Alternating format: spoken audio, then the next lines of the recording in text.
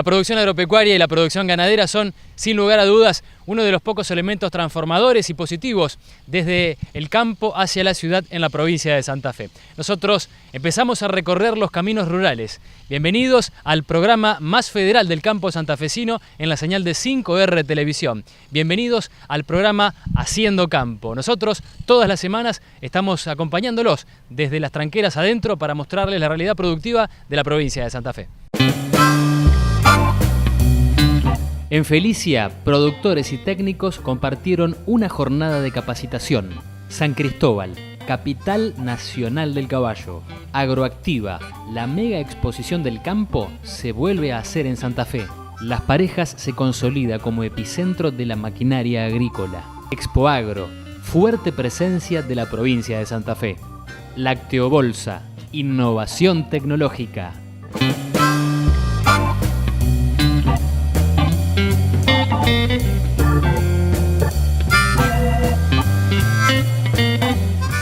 El cambio climático impone un manejo eficiente de la agricultura. En Felicia, un grupo de técnicos y productores se juntaron para compartir información al respecto.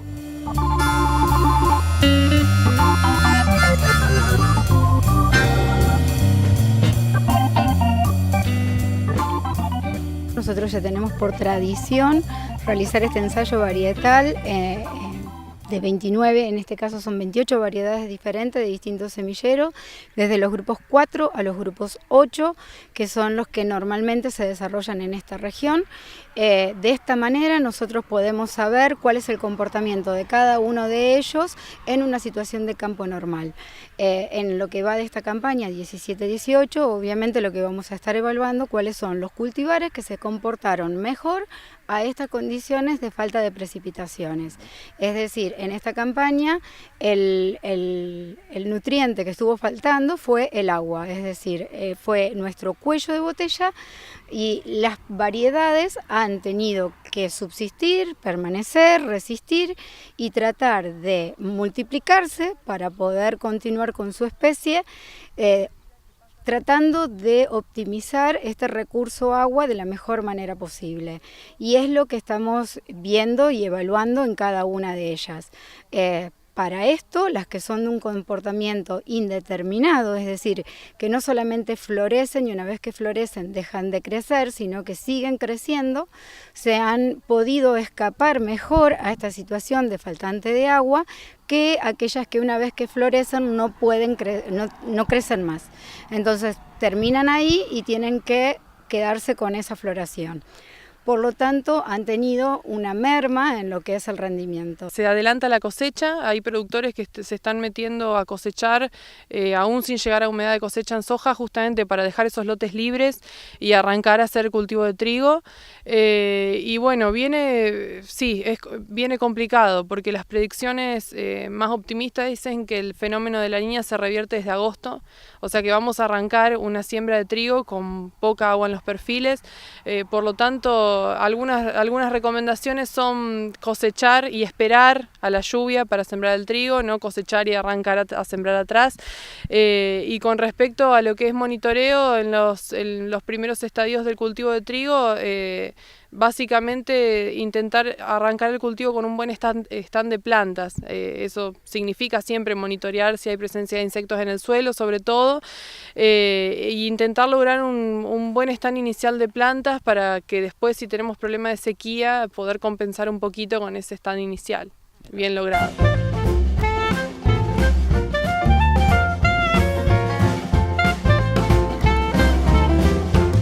Para sembrar un lote de trigo, el productor tiene que tener acumulado hasta el metro de profundidad 100 milímetros de agua. O sea, es 1 milímetro de agua por cada centímetro de suelo. Eso hace que el productor pueda sembrar y después recibir, con esa humedad, recibir las lluvias nuevamente de primavera, porque en el invierno generalmente en nuestra zona no llueve. Entonces, bueno, nosotros de la cooperativa estamos viendo de generar todo el tema de estudios, se hacen con barrenos, hay un estudio que se hace para ver la humedad, porque como estábamos comentando anteriormente, este año se ha dado que en 10 kilómetros de distancia de un lugar a otro hay diferencias muy grandes en cuanto a lo que llovió. Nosotros estamos en la zona de Humboldt, por ejemplo, el otro día llovió 50 milímetros y 5 kilómetros al sur llovió 5 milímetros. O sea, hay una disparidad muy grande. Entonces, bueno, vamos a salir a concientizar a los productores que hagan este estudio. Es un estudio rápido, se va con un barreno, se determina agua útil, que es el dato que necesitamos. Hacía 10 años ya, la seca anterior del 2008-2009 lo habíamos hecho con muy buen resultado, y bueno, vamos a volver a insistir al que el productor haga este análisis, ya que o sea, para que se justifique realmente hacer una inversión de un cultivo y tener un resultado satisfactorio. El rendimiento aquí en la zona está siendo no tan crítico como podía llegar a ser, escapando un poco a la rusticidad que ha tomado el cultivo en sí, al haber tenido la faltante del recurso agua desde el inicio del cultivo hasta finalizarlo, y haber tenido durante todo el verano una buena amplitud térmica. Esto sería, las temperaturas de las noches eran más frescas que las temperaturas del día. Por lo tanto, la planta a la noche se podía recuperar de las temperaturas que había tenido que resistir durante toda la exposición solar en el día. Eso hacía que la planta se recuperara y vuelva al día siguiente. Entonces, ha podido permanecer mejor, y nos permite a nosotros hoy estar hablando de un rendimiento promedio esperable de 25, 28 quintales en la zona. Obviamente vamos a tener lotes que van a despuntar con 40 quintales y otros que no van a llegar a 4 o 5 si es que quedaron, porque la mayoría de los lotes en esas condiciones los productores ya lo han dado a pastoreo a los animales, le han dado otro recurso o han hecho rollos indistintamente. Pero ya no los tenemos más en pie y eso hace que nuestros rendimientos fluctúen bastante. En estos momentos también lo que podemos ver es que las zonas que más padecieron la inundación son las que mejor se están comportando hoy en día, porque son las que tuvieron mejor recurso agua en el perfil de suelo, es decir, aquellas que tienen napas freáticas altas o que son bajos normales donde han acumulado agua, han podido salir adelante airosas y antes que en zonas donde no lo es. Son 28 variedades de soja y bueno, con el equipo técnico de AFA queríamos mostrar este ensayo, porque si bien, como decís vos, este es un año de sequía, vamos a ver en que las distintas variedades se han comportado distinto. O sea, hay sojas que están muy bien, hay sojas que están regular y hay sojas muy malas dentro del mismo ensayo. O sea, es la misma fecha de siembra, se usó la misma tecnología, la misma fertilización, los mismos herbicidas, los mismos insecticidas, y bueno, queremos generar esta información local para que los productores tengan en un año como este de sequía, a ver cuáles son los cultivares que mejor se comportan.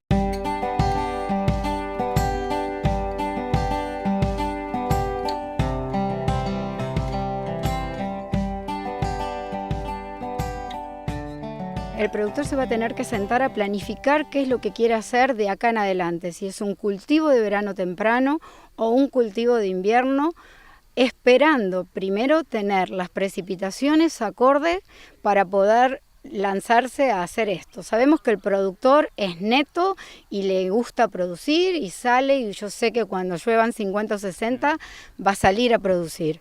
Supuestamente vamos a tener un otoño normal, el otoño en esta zona normalmente es llovedor, pero a nosotros nos están faltando muchos milímetros en el perfil de suelo. Para estar pensando en hacer un trigo tenemos que tener hasta el 1,20 m de profundidad, aproximadamente 200 milímetros de reserva de agua en ese perfil de 1,20 m, que no están. Si tenemos 30, 40 es mucho. Entonces tenemos que pensar que tienen que llover más de esa cantidad de milímetros para recién animarnos a salir a sembrar. Y sé que con la pizarra tentadora y 60 milímetros van a decir después va a llover y van a salir a producir. pero sepamos que es una luz roja o una amarilla que está titilando fuerte. Los lotes de maíz de primera, que ya se ha cosechado casi el 90%, están en rendimientos de 5 a 6.000 kilos por hectárea, donde lo habitual en nuestra zona son 10.000 kilos, o sea que ahí tenés casi una merma de un 40% de rendimiento. Y los maíces de segunda, que ya era una práctica que se estaba haciendo muy habitual en nuestra zona, en los últimos años siempre tienen un techo de producción, pero son estables. Este año están muy afectados, o sea, los rendimientos también va a estar afectado en un 50% con respecto a lo que habitualmente rinde un maíz de segunda en nuestra zona. El que lleva la peor parte en esta campaña sigue siendo el tambero nuevamente, porque pastura que pastoreó y no llovió, no rebrotó, no ha podido estar haciendo ni pastoreos directos, ni pudiendo hacer algún corte para reserva para el invierno. Se nos está, según los pronósticos, avisorando un invierno que va a ser el más crudo de los últimos 15 años. O sea que si esto se plantea de esta manera, la gente no pudo estar haciendo la reserva, porque esto que nosotros estamos diciendo, que el cultivo de soja se rustificó y salió adelante, no lo pudo hacer el maíz. El maíz realmente se han perdido los rendimientos, realmente se han perdido hectáreas de producción, y el productor no pudo estar haciendo la reserva que va a necesitar durante el invierno. Es más, hoy en día al no estar teniendo el pastoreo directo o la llegada con verde a su producción, hace que tenga que estar dándole ya en estos momentos reserva para no perder esta producción. Por lo tanto, va a ser muy duro para ellos.